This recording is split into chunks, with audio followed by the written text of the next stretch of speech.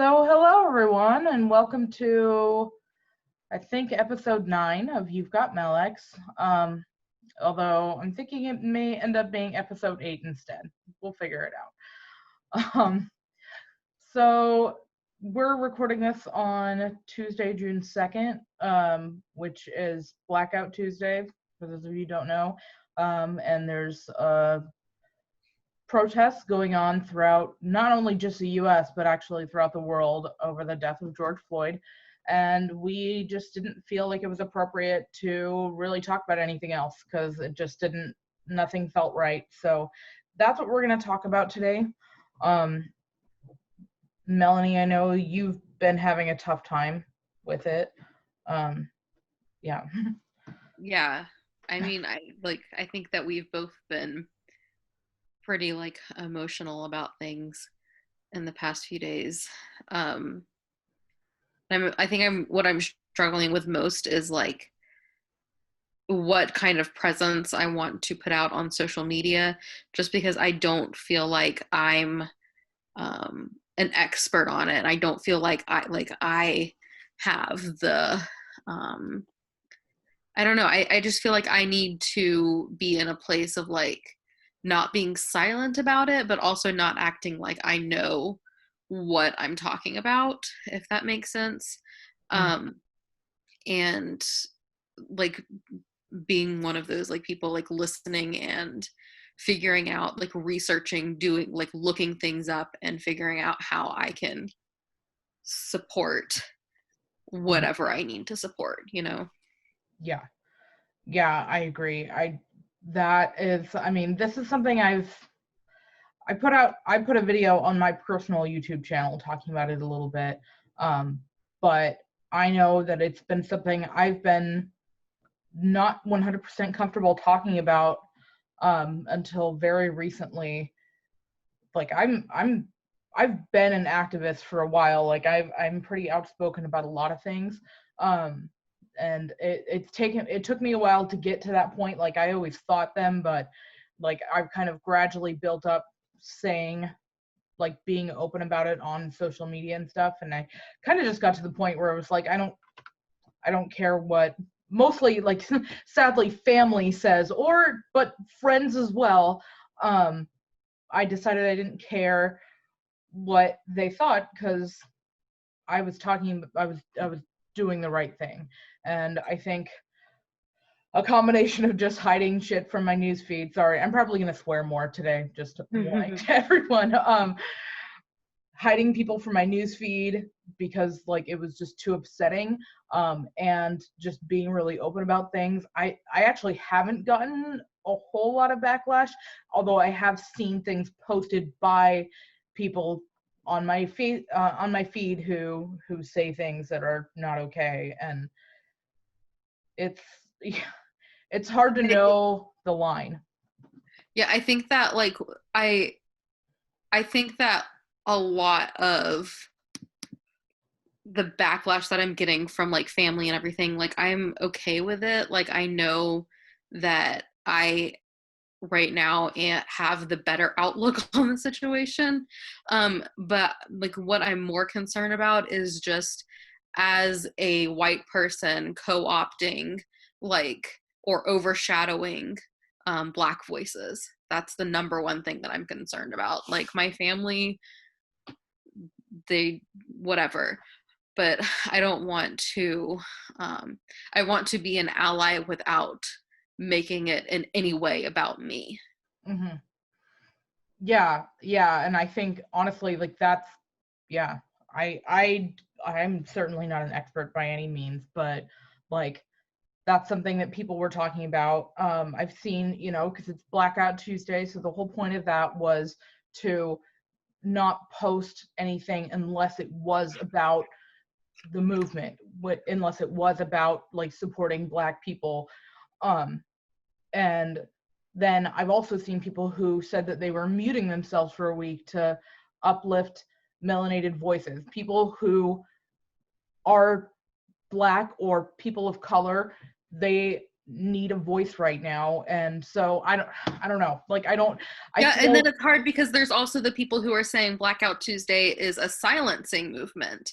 And so it you know, that are saying I've seen like don't do Blackout Tuesday, and I've seen do Blackout Tuesday, because on one hand it's the way to do this and only make it about like Black voices, Black artists, Black everything. And then there's the others who are saying not to participate in that because it's going to not have the same traction that we've been having with these protests and everything. I think the point, regardless, is what will actually help the movement. And so I know that people were saying specifically, if you're posting, you know, like the black square on there, don't use the hashtag Black Lives Matter, because that was filling that hashtag up with black squares, but people use that as a resource for where to find protests and other things like that. So the way I see it, and you know, this is my perspective, but I've heard it echoed from a couple different areas of people, like of Black people and other activists, saying that this is that, like, it's a, like, don't just post the black square and be and don't do anything else. Like, you need to, if you're going to do it, like, step up, provide resources, talk to your family, like, take action in some way. And so that's what I'm trying to do. Yeah, and that definitely makes sense to me. It's just hard when you've got both of those outlooks out there, and it's like, well, what can I do? Like, what's going to be most helpful from me? So I mean, like, you know, I've been trying to like post resources and those like lists of like the books and the movies and everything that you should do. Also, speaking of that list, I just really feel passionate about the fact that Queen and Slim should be on all of those lists under like movies, and that The Hate U Give, which is listed under movies, should be listed under books, because I feel like the book, I mean, it could be listed under both, but I feel like the book was, I mean, as an English teacher, I always think the book is more powerful than the movie, but you know what I mean? Yeah. No, and I mean, yeah, that's something that I'm working to do more, because I do think that, like, I know that I have internalized prejudices, and it's something Oh yeah, everyone does. Yeah, and I've actively worked against it. I mean, because I think my previous internalized prejudices, one of the things that it's actually helped me with is to recognize where people who don't get it are coming from, in that, like, you know, white people who have had a hard life. It happens. Like, I'm like, being white doesn't like, having white privilege doesn't automatically mean that your life is perfect, and no one's actually trying to say that. No. But what's happening, I think, is that's kind of the perspective people are taking, because they have had a hard life and they didn't get validation, they didn't get acknowledgement of the struggle that they went through, and they see someone else saying, oh, I have a struggle, and it's like, no, there's that mentality, there's only enough space for so much, and so you can't have my sympathy, you can't have that energy put into you because I didn't get it. And that's kind of how I was. I don't think I was, certainly not as extreme as some of the people out there, but I know that I lived a hard life. But guess what? It didn't happen because I was white. Like, some of it happened because I was a woman, but most of it, like, it was just shitty things that happened to me. And that's something, like, the patriarchy and white supremacy and all the other systems of oppression out there have told us that there's only so much space for marginalized groups. And who does that benefit? It only benefits the people in power, because then we turn against each other, and the people in power keep becoming trillionaires, keep making money, and keeping everyone down. And that's the problem. We have to come together as a group and recognize that, no, I have a struggle and I can relate to your struggle, and that's why I'm here to stand up for you. People hear the word privilege and think that white privilege means something different than what it's actually saying. Mm-hmm. Yeah, and I like I've seen it many times. I've argued with people about it. I've had to stay silent sometimes, you know, when you work in customer service. It's it's a strange area to be in when all you want to do is hang up the phone or whatever. And I've told people, no, like, you don't have to put up with that. And maybe there are times that I probably shouldn't have put up with it. But I've heard some of the things that people have used racial violence as a way to get their way for petty customer service things. Like, I've heard them say things like that, and I don't know what made them think it was acceptable, but that's like, again, I shared this in my personal video, but I have no problem repeating it, because the more people who can recognize how commonplace this is and how real this is, hopefully that'll make you have a little more perspective and have a little more empathy. Because yeah, I also have a friend who is a Black man who he wasn't in Alaska. I believe it was Oklahoma. It was somewhere around the state border, but he was in a group of cars that were all speeding. He's a Black guy in a brand new car. He got pulled over, and it really shouldn't matter like how good of a person he is, because on a routine traffic stop for speeding, when absolutely no threat was made, he had a gun pulled on him. And but I would vouch for his character and say, one, he is one of the kindest and like sweetest guys on the planet, and he's had multiple people also say the same thing. This is like, strangers have talked about how well he handles difficult situations and difficult people. And honestly, it probably has to do with situations like this where he kind of has to be, but that's how little of a threat he posed, and yet he was threatened with a gun by a police officer, and thank God he's alive. Like that but that's the kind of thing, like, you know, I've seen the posts, I've seen all the horrible things that have happened, and that of course was frustrating to me that had happened. But like, knowing someone in real life, it did make it different for me. And that's something that like I've realized, even though I've never been outright racist, it was like yeah, I saw that, and that happens to people, and that's bad, but I didn't do anything about it. And then it was like, this happened to someone I know. Oh, this is real. And it's like, it's a different level, and it kind of helps me realize how much I haven't said something, you know? Right. Yeah, I mean, like, I raised my little Black cousin for 3 years, and she was 5 years old to 8 years old when I had her. And like, more than once, people said hateful or hurtful things, maybe not directly to her, but around her within earshot of me and her within earshot at like the grocery store. So and she was a child, like doing nothing except for be existing. So I just don't like, we're not living in a post-racial. No, and that's such a perspective. I mean, people think that we're living in this, oh, there's laws in place protecting people, that means that everything's good now. Like, it's not how it works. And if you actually look at the statistics, it clearly shows the discrepancies between white people and people of color, like across the board. Black people are more likely to be incarcerated. They're more likely to be given the death sentence. They're more likely to get pulled over or arrested in the first place.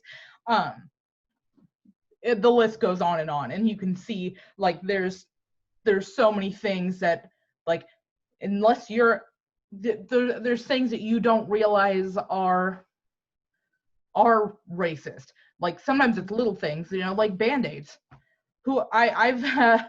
I've grown up being like, yeah, Band-Aids, not really the same color as me because they don't make them this pale, but they're generally towards my skin tone because that's the default. And then just little things like that, telling people that they don't belong over and over again, day by day. And then those are little things, but then the big things like this, that really makes it stand out. And one of the things I also shared today, my cousin is white. He is married to a Black woman. They have children together, and he had to explain to his 6-year-old daughter today why there's fires on TV. And that really broke me, because I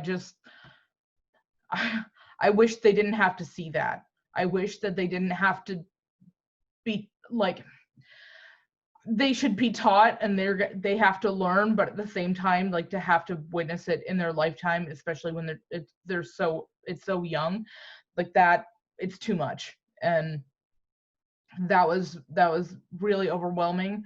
I've been really grateful to see that several family members that I wasn't sure were going to say anything have been speaking up. So that's been helpful, but I don't know how to make it personal for people, like, I don't know how to make it hit home, because for me, like, if you watch a man getting murdered by a cop, then I don't understand, like, if you see that and you don't feel something, that hurts. Well, it's like really frustrating with it was horrible, and I feel like it's terrible, and of course I feel sad, but, and it's like, well, you can't say, but that's where the sentence ends, and it was terrible. And I think that another thing that is really interesting to think about is that, like, slavery ended 150 years ago.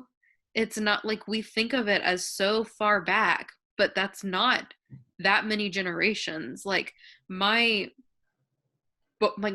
parents have both talked about, they remember when their school was desegregated, like in the 60s. Like, that's that recent that just my parents remember that. Like, and my mom and I were talking today, like, my grandparents will remember when Hitler was in power, like that. It's that recent, like, all of this stuff, it's not ancient history, it's recent history.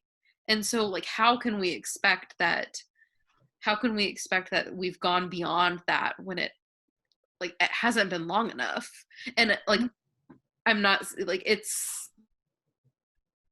we've come somewhere, but we still have, like, we've come this far and we still have this far to go, So there's a great video, it's by a guy, a show, Adam Ruins Everything, and he does a bit on segregation in the suburbs.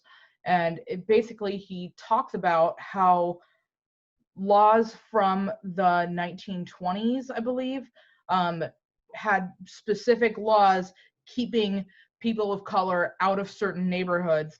And because of those laws, even though that's now over 100 years ago, or 100 years ago, that has already created such a wealth discrepancy that it causes schools today to be more segregated than they were then.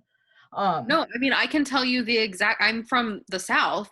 I can tell you the exact way that the neighborhoods are segregated. It's still not, even though it's legally not segregated, it still exists because of those things. Like, it's all led up to this point. And that's what I think people need to understand about, like, what systemic racism is that it's the system in place that has led to this point. It's not something that, like, is just going to disappear. It's going to take a lot of breaking down, and I don't even know if we'll, like, I hope we see it. I don't know, how long is it? We've got to do something to get this ball rolling.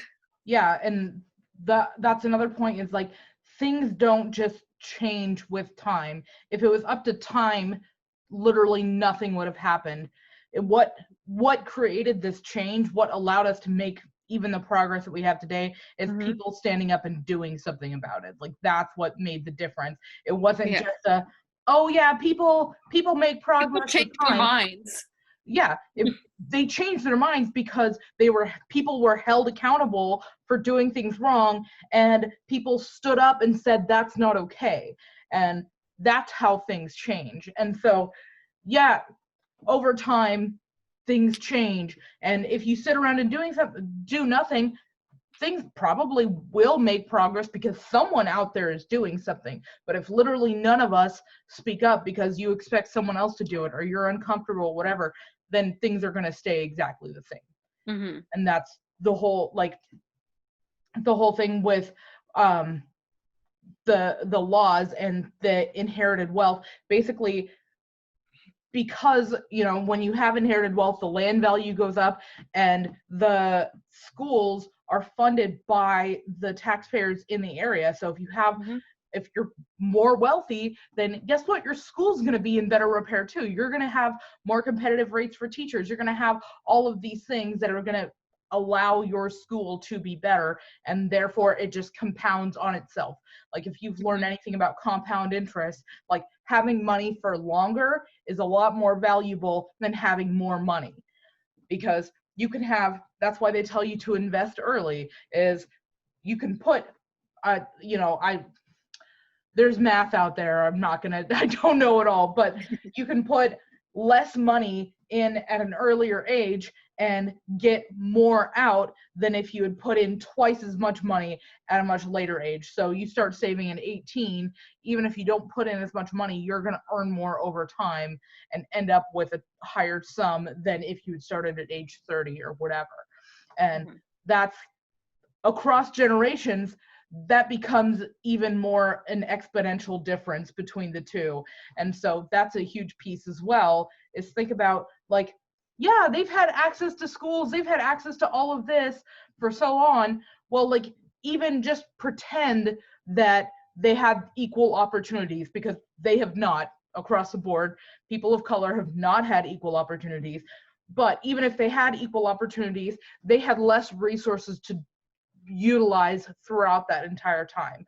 And so even so, they still wouldn't be caught up. And so when people talk about reparations, that's a big piece, is that they started off with a lot less. So that's what equity means. Like, oh, I'm going to give $1,000 to everyone. Well, the person with $1 million, cool, that's my spending money for the day. The person with $1, that's their entire life has been changed. Yeah. And that's a big difference.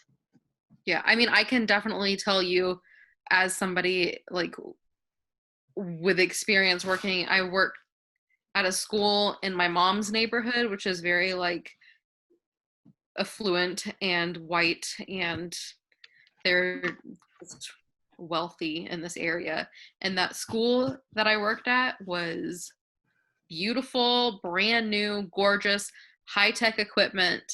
And then where I currently work is a more diverse area, and it's much poorer, and it's a rural community. And we have a school that like has asbestos in the office that we've just like had to go through abatement with. And like we have been begging the community for years to give us the money to refurbish or rebuild the school, and we just can't get it. And like it's very clear the difference between the poor community that I work in and then the rich community that I worked in previously. In the school, the level of like resources that each student has in the different areas.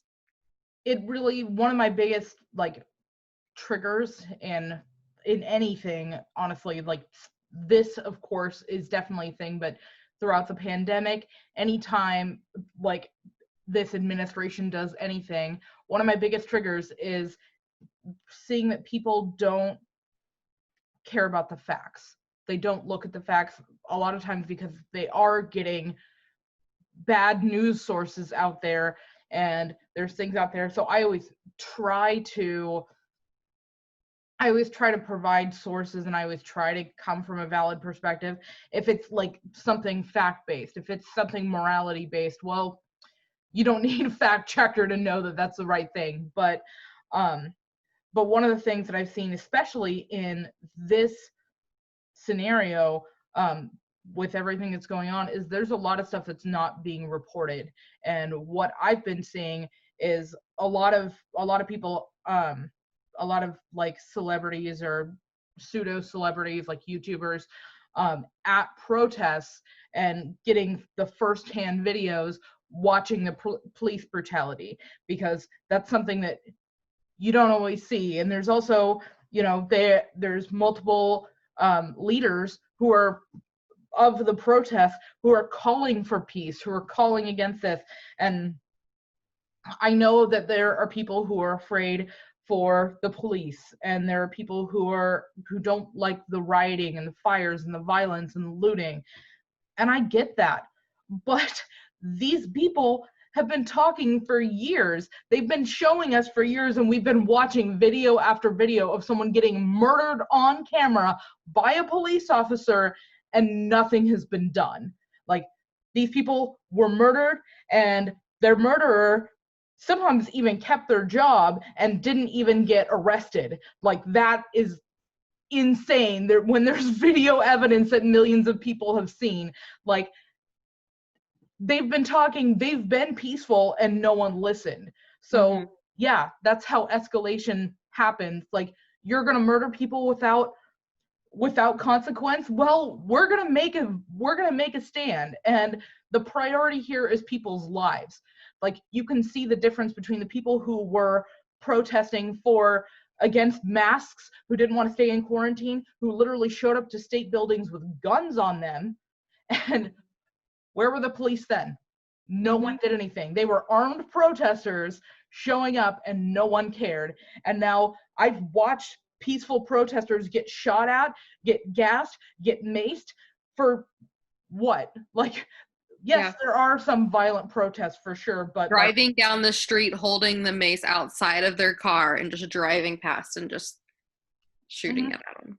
Yep. Like, it's like one cop murdering somebody is a corrupt cop. When it's happening over and over and over and over and over and over and over and over and over again, that's a corrupt system. Yeah. And the fact that there's no consequences. If it was one cop murdering one black person and that cop got fired and put in jail, okay, that's one bad cop. But it's also not only multiple people getting murdered, but it's multiple people getting murdered and the murderer going free. And that's like, so what is it? And that should be terrifying. That should be terrifying. Yes. And so that brings me to another point, is I think that, like, a lot of people, maybe, I don't know this, but maybe one of the reasons that they don't want to believe this is because you don't want to believe that this system is corrupt, because of how terrifying that is. But the problem is that Black people have been showing us this for years, and they've been telling us this for years. We've had proof and evidence thrown in our faces, and no one did anything. And that's the issue, is like, no one wants to believe that. Like, I don't want to believe that, but at some point we have to listen and look at the overwhelming evidence that it's true. And like, looking at these protests, it's clear, yeah, police officers probably are feeling under threat right now, but for good reason. And if you're a police officer, bad cops should be your enemy too. You should have a problem with that, because they're making you look bad. Because I want to believe that the police have a purpose and that they're there to help us, but right now that's not what we're seeing. And like, people have been posting this thing by Chris Rock where he said that there's certain professions you're not allowed to have a bad apple. Like a pilot, like, oh, most of our pilots like to land. no, that's not acceptable. You can't just have like a pilot that just decides to be like, yeah, we're gonna go on a joyride and let's see if we can land. Let's flip around and do this. Like, cops are not allowed to put people's lives at stake and still keep being cops. That's the line.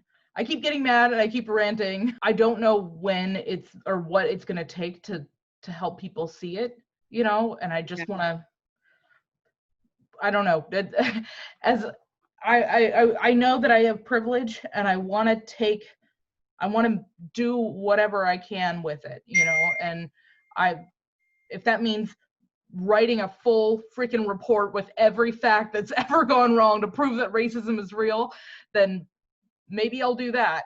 But facts don't seem to be the prevailing thing. And honestly, like, we've kind of seen that emotion is what does it. And so if it means talking to every person I know that has experienced institutionalized racism, then maybe that's what it is. Maybe that's what I'll do, is I'll talk to all of them and see that. I don't know. I don't want to give up on people. Mm-hmm. But I also, I always say that, you can't help other people if you're too upset yourself. And part of the problem is I've been too upset since Friday. Like, I've been too upset for almost a week now, and at this point I'm just gonna deal with it, because I can still talk about it to people. I can still do my part. I feel like protesting is one of my strengths, because I like being loud. I don't know. I want to do something. I want to make a difference somehow. And so someone listens to this and it makes a difference for them, like, talk to your friends. Let me know what actually matters, because, like, if there's a magic word that makes people understand, like, I'm looking for it. All I know is that I have a lot to learn, and I'm ready to listen to anyone out there. Mm-hmm. Well, not even that, not even ready to listen, ready to seek out knowledge that's already out there, because like Black people have said, it's not their job to teach us, it's our job to go out and find it. So it's out there. I just have to do it. And I mean, I think that I have been, and I think I need to continue and see. Yeah, I think that's an important point. Like, any marginalized group, it's not their job to continually explain to people why they're worth hearing or how you can help, because they're already dealing with the trauma of that marginalization. So, like, people have written books upon books upon books of this, and so like you were saying, there's stuff out there. I know I've been blowing up my Instagram. I have a highlight on my profile right now. Obviously the Black Lives Matter hashtag, or any of their socials, I'm sure, are great. That's where I've been getting a lot of my information. But more and more people are stepping up, and so resources are not hard to come by these days. So go and seek them out, and I'll put resources down at the bottom. Obviously it's not going to be, everything, but it'll be a good starting point at least. Because that's the biggest thing. It's like, you can talk about it, and I do think talking about it does make a difference, and posting about it does make a difference, but like, the more action you can take, if you can donate, if you can protest. The protests, of course, are huge, but that's not everyone's game, and everyone can take a different role. The protests are giving momentum, but we need to continue taking action after this. And so if you need to take breaks, do what you have to do to take care of yourself as well, but step up and do something is right. The main point. Whatever you can do and whatever you're able to do. Yeah. Well, like, I think there's that weird, like, whatever, I almost said whatever you're comfortable doing, but in reality, like, a lot of people need to get uncomfortable. Yeah, you need to get out of your comfort zone. I think that's a big thing for a lot of people, is it's uncomfortable. I have friends who I know, like, want to do more, but some of them are like people of color who like, I can't do it. And I'm like, honestly, I don't think the burden should be on you at this point. And like, I've seen a couple different things talking about, you know, like how racism causes PTSD. Like, and honestly, like marginalization in general, like you're being traumatized over and over again, being told you don't matter, being told you're not worthy, all of these things, and then witnessing the murder of someone and having nothing being done. Of course you're going to be traumatized. And so like, reach out to your Black friends. Honestly, like I've had several of my friends on my feed being like, I'm grateful for the people who reached out. And I haven't, because honestly I just kind of assumed that everyone wasn't okay. But honestly, like, they need your support right now too. So if that's what you can do that. Reach out to the people you care about who are most likely to be affected by this. That's a big deal as well. I also don't want to sound like white savior-y, you know what I mean? Like, no, and that's also a thing. Like, we wouldn't be here today, like, if it weren't for Black people, like, stepping up and doing this, because obviously they're the ones most impacted by it. They're going to be the biggest voices. But that's where our privilege, like, we have a cushion. One, we're protected, so it doesn't impact us as much, and we have the benefit of people being more likely to listen to us, whether we like it or not. That's a thing. So like, we're not here to save the world, because we wouldn't be here without the people fighting before us.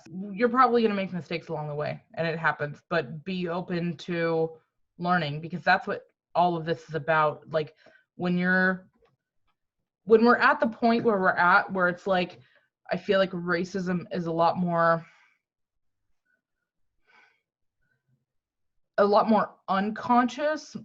I don't know if that's entirely true, but like, on a level, that's what we're fighting, I think, is people not consciously being a racist, but being unconsciously racist and refusing to admit it. I think that's a big part of the fight right now. And the way we fight that is to be constantly asking questions of our own behavior and thoughts. Yeah, I mean, to be fair, I saw people, they're gonna do like a protest in Palmer this weekend, and there were people, let me see if I can find it on my Facebook, because I shared it. Oh, I saw that. I saw with the 3 people, posts or whatever. Yeah, seems like a good place to hunt for Alaska's chapter of cowardly Antifa bros. Who wants to come with me? Then, yeah, there were multiple, like, I moved to Alaska and Palmer specifically to get away from this metropolitan lower 48 garbage. I'm disappointed to hear that the BLM political movement is making its way here. It's not needed in our small community. I pray for no turnout. This style of activism is saddening. Them MFers will get shot up here. And just like, well, we had a like sunset vigil like in Boise, and there were people driving through with Trump flags and everything, and that was just sitting in silence for 30 minutes, just calling out names of people who were victims of police brutality. And that wasn't even a protest, that's just a candlelight vigil. And then there were people that driving through with their Trump flags. It's funny because I was thinking about this when we were talking about like Austin and the one where you were doing facts about places you have lived, and I was like, oh, you know, that liberal city in a red state vibe, that's really cool. And like I realized like, even when I was editing it, I was like, you know, actually, I don't know. I think I just like the liberal city part, not necessarily the red state part. But it just, I just recognize the common thread amongst like Austin, Anchorage, Boise. But yeah, no, there are a lot of downsides of being in a red state and having people, once again, like, facts don't matter. And that's like, something that has terrified me over and over again, like with the pandemic, was like, it could get people killed. With this, honestly, it could get people killed. It literally already has. It's and then just people not caring, like even if they do see the facts, just deciding that they don't matter. No, I think that a lot of people, like, that there are valid concerns about, like, being, like, businesses getting destroyed, things like that. I mean, and that is a thing. Like, and maybe this sounds too extreme, but, like, from what I understand, one of the original, like, lootings that happened was a Target, and why they did that is because they got tear gassed, and Target employees weren't letting them come in to buy milk, because milk helps with, like, the tear gas and mace and stuff. And so I heard that there are reasons for that. Now, I can't say, like, I've actually seen multiple things showing, like, undercover cops.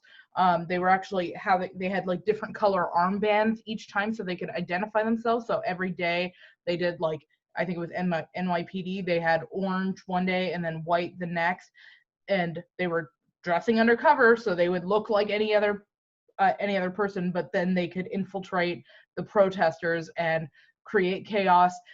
They've been leaving, like, bricks out. There's all sorts of things where it's like things are really suspicious, because a lot of the people are opportunists, just taking advantage of, oh, there's chaos, I can do whatever I want and no one will notice. And then there's people who are, like, deliberately causing problems, and then there's people who, like, are part of the protests, but a lot of them are, like, white people who, like, don't get that, hey, if you're looting and breaking stuff down, guess who's gonna get blamed? And so there's a lot more than just looting in the first place. And, well, can I also say this? Who gives an F about Target? They're a huge corporation. They are going to be fine. No, that was one of the other, like I am definitely especially upset about, like, small businesses. Like, I recognize that concern. Again, I still think that people's lives are much more important, but, like, a Target or a Walmart, like, pretty sure you're gonna be okay. Take that in the budget. You're gonna be fine.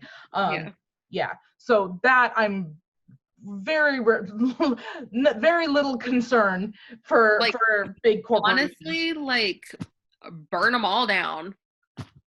Whatever. We'd be better off with the small businesses anyways, man. Like, I love my little, well, you went when you were in town. Yeah, your, like, little store. I was telling someone about your little store the other day. Yes, my little cozy market and deli. I literally just went there last night.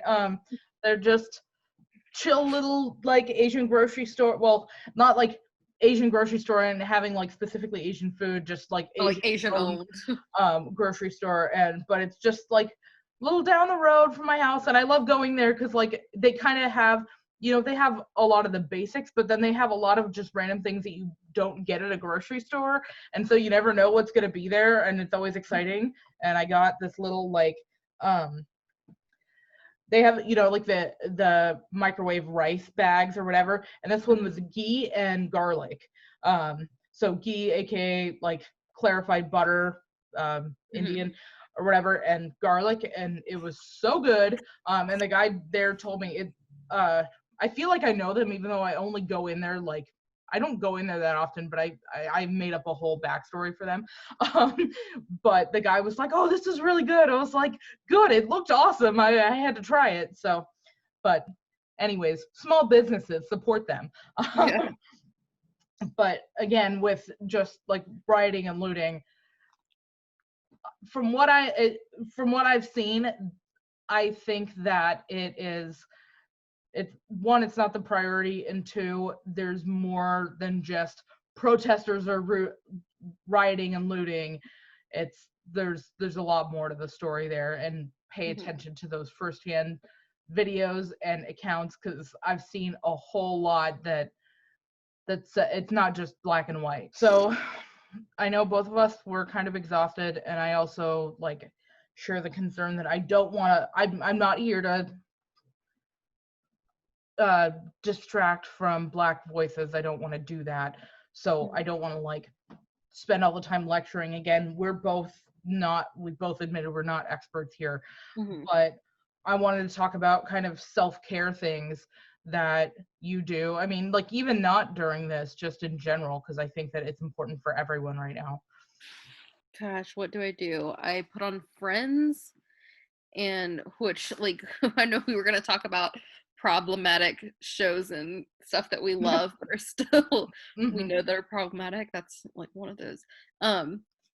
I take baths. That's a good one. I plan trips. Planning trips are good. Yeah, like I like when my dad died, like the number one thing that I did was just plan our Disney World trip that never happened. But like that was like what I did to distract myself and like what I did to tune out. Yeah. What about you? Well, yeah, I remember. Well, I think this podcast for me is actually a form of self-care. One, it's just talking with people, especially people that I like you. And so that's a big thing. And just having some sort of like creative self-expression is really important for me. Like doing my makeup, that's a thing for me. Hence why my makeup is like real intense right now, because it's just, I think it kind of makes me slow down and take my time and focus on like one thing. And your eyes look amazing once again today. Thank you. I need you to like do my makeup when we go to Universal. Like every day, just do my makeup. It'll take us 4 hours to get ready every day. I was gonna say, well, like I had done, you know, my basic makeup today for work, and then I had an emotional breakdown because of all the stuff that was going on, and so I cried off most of my mascara, and I rubbed off a lot of it, so I had kind of dark circles under my eyes anyway, so I was like, well, might as well go with it and just smoke it all the way out, and so that's what I did. Your eyes just like your eye makeup is always just like amazing to me. Like it looks like Instagram like level. I mean, I do watch a lot of tutorials, Nikki tutorials specifically. She's great, but yeah, I started off just doing my eyes. Did you say Nikki? Nikki tutorials. Yeah, she is a Danish makeup artist. No, not Danish. Sorry, Dutch. Dutch makeup artist. Although she, like, I could tell something was off, but her American accent is like amazing. But she actually came out as she transgender earlier this year because someone was literally like blackmailing her, which was BS. But so she's been like living as a woman on screen for forever, but she just told everyone earlier this year about at first it. I asked that because at first it sounded like you said naked. Oh yeah, naked tutorials. Naked tutorials? I feel like that's against YouTube's terms and agreements.